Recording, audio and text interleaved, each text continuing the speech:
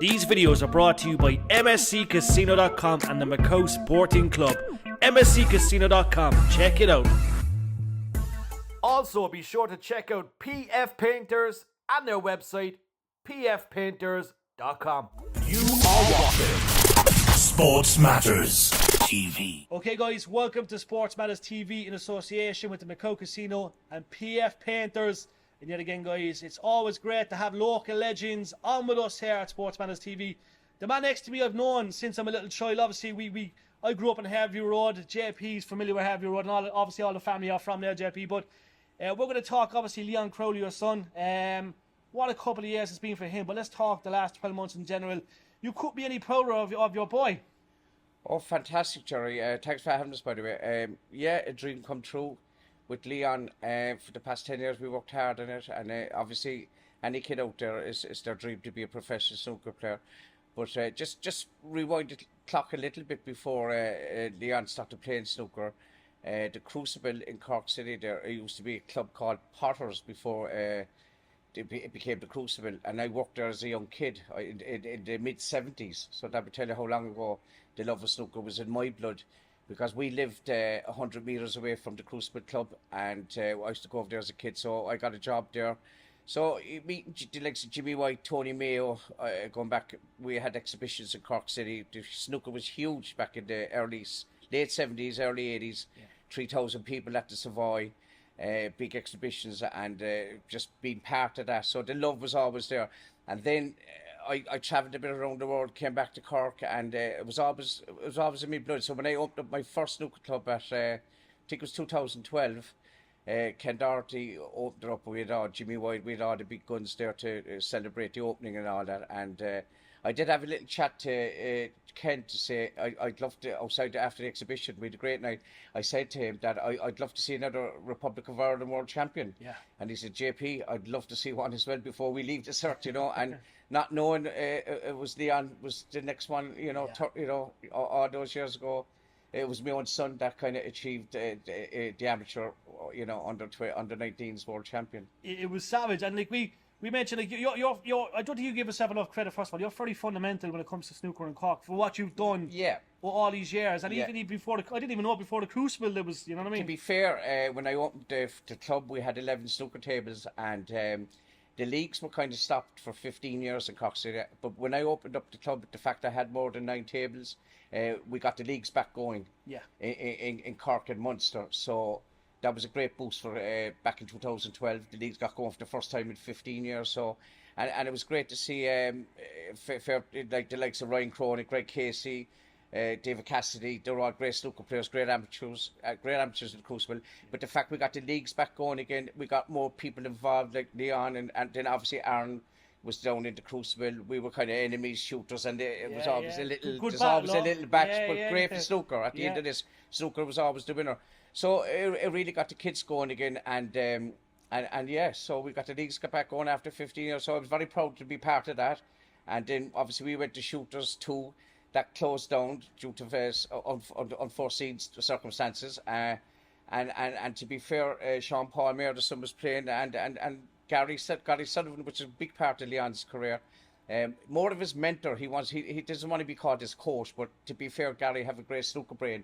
And asked me who showed Leon to take that shot, and I said, who showed him his technique? And to be honest about it, I didn't even know what he was talking about technique. Yeah. So I was in it to make money for the business, and I love snooker. Don't get me wrong. Yeah. But so we caught Leon in, and Gary said, who showed you how to take that shot, Leon? He said, nobody. He was a bit confused because he was only 8-9 years of age, and went back out of the office, and Gary said, if he's doing that naturally, he could be something special. And I said, no, Gary, it's Sean Paul, it's the snooker player. He goes, no, I'm telling you. So to be fair, Gary's snooker brain kind of, for years and years, we spent a lot of hours, the two of us, you know, night after night. People were looking at us and they were saying, what are they up to, you know? But, you know, something, Gary knew something, you know, and I think he prevailed by Leon winning this world champion. So I'd say a lot of satisfaction for Gary Sullivan. Oh, definitely. I know Gary, you're an absolute gent. And like we mentioned, obviously, we talked a great times with Shooters. Shooters was one of the best clubs ever to come in this country. When it closed down, I was obviously gutted, but look, these things happen. Yeah. But we mentioned of the success of the youth. Like we mentioned, obviously, Leon winning so much underage, first of all. There was obviously a point along them years you knew, like, JP, that, Jesus Christ, he's winning everything underage. Yeah. Like, it must have been such an honour just to see that from the start, first of all, knowing he was doing that. Yeah, so, like at a very early age, like he's, you know, at 10, he won his first national title at 10 years of age, and up to now, he's 18 years of age now. He's 11 national titles under his belt with SBI, RIBSA at the start of now, SBI Snooker Builders Ireland.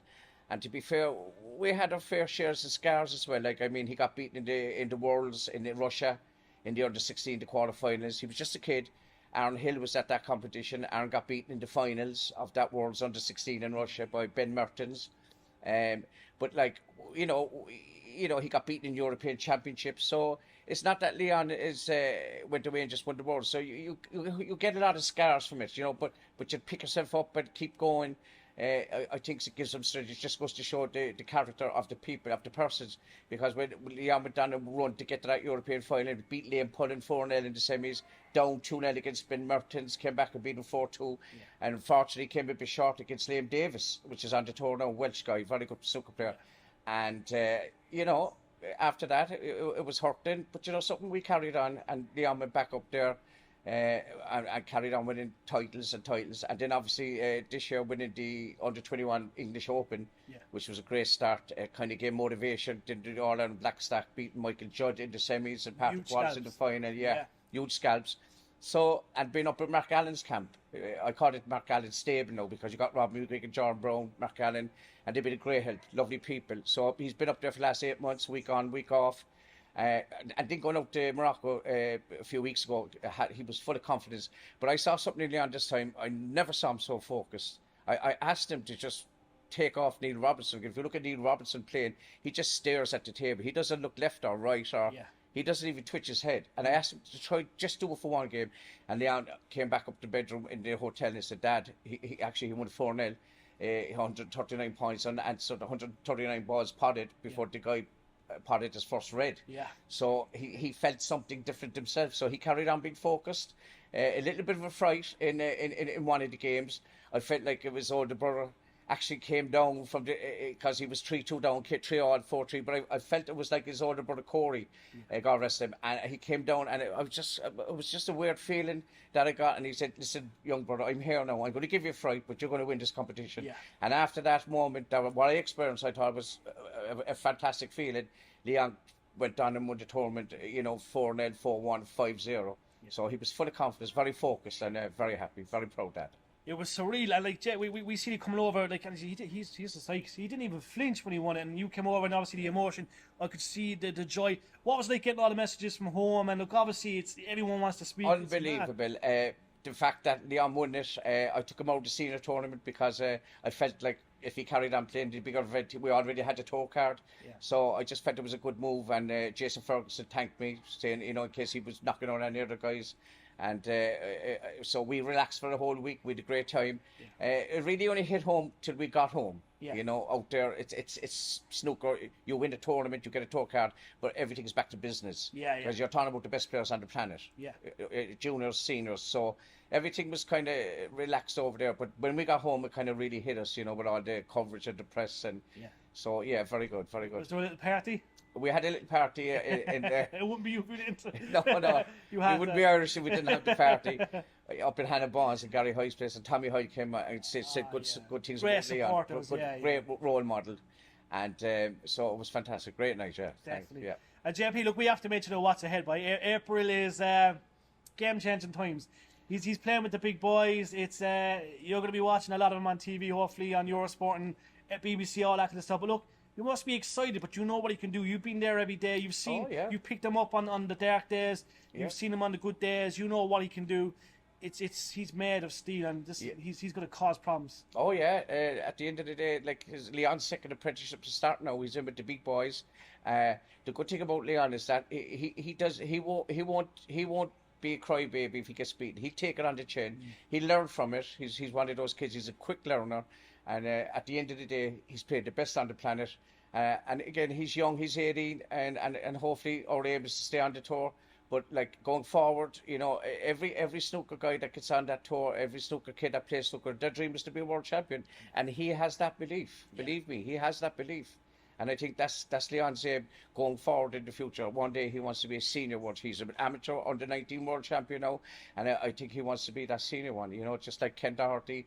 Again, he's the only Irishman that ever be. You know, in all the other countries, you got Scotland, Northern Ireland. You know, there's 2 or 3, multiple Wales, England. Yes. But yeah, we'd like to see Leon do it one day, please God. It's definitely happened. Who knows? We might have 2027 Aaron Hill versus Leone Crowley in a world final. Jesus, the North side will be booming. But listen, it's incredible for the game. And Ken Dowd, like we mentioned, Ken first of all, a guy like that speaks highly of Leon and Aaron and yourself and everybody else. 1997 world champion. We've not had one. Well, Ken got beaten 2 finals, I think. That's after right. that. Yeah. We've had no one really close. But like we look at Leon coming through, and it's something like and the fact he's so young.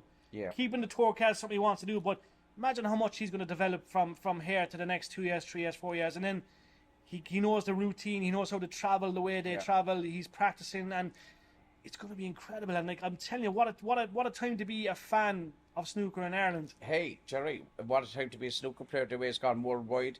And you got the likes of Aaron and Leon now. You know, they're 2 young kids. Aaron is 23 this month, I think. And Leon is 18. Yeah. So, yeah, I'm just hoping the world doubles come back so that it'll be Crowley and Hill versus the rest of the world. That's something I look forward to. But as far as snooker's concerned, it's good for the fact there are 2 Norries is a bit of a bonus for us people. Nice. Yeah, and the fact that snooker's gone worldwide, you've got 500 million people now watch it. Yeah. All the big tournaments all around the world. So in Asia and in China, Hong Kong, it's getting huge. So yeah, Jerry, exciting times to come. It's going to be a real. Are you looking forward to the travel? Obviously, look, there's obviously the pucks, and you're well travelled. Yeah. Like, you know what I mean? Like as you say, look, we mentioned you go back to the 70s, and I've seen you like with the likes of Jimmy White adores you. Like all these guys adore you. Like they're good boys to give him advice too, because it's something that says rock and roll. We know Jimmy lived the rock and roll lifestyle. All the women, you know what I mean? He had the money, the cars, the luxury, and Jimmy still loves the game today. Still going strong. Yeah. But like, you know what I mean? It's you could have Jimmy playing Leon there now in a couple of months. Oh, yeah. It's magic. And that's, as a dad, that must be like, holy shit. So exciting times to come. We know Jimmy had the rock and roll lifestyle, but I think today's snooker with the kids coming through, it's a lot of companies out that sponsor snookers. The cigarette companies have gone out of it. It's a healthy sport now, gentleman's game. And as far as Leon is concerned, he loves his gym. He likes to look well. He does. He likes to look, and he likes to keep fit. And I think that plays a big part in his stamina. Yeah. And they have to be disciplined today, because the media just grab things low. Like you could be seeing anyone out today in the media and make up a story, but look, he's got his head screwed on, and I think that's thanks to you. Obviously, you know what I mean. You're streetwise. You know what you have to do. But listen, the next 12, 24 months, the rankings is something that we're going to be watching.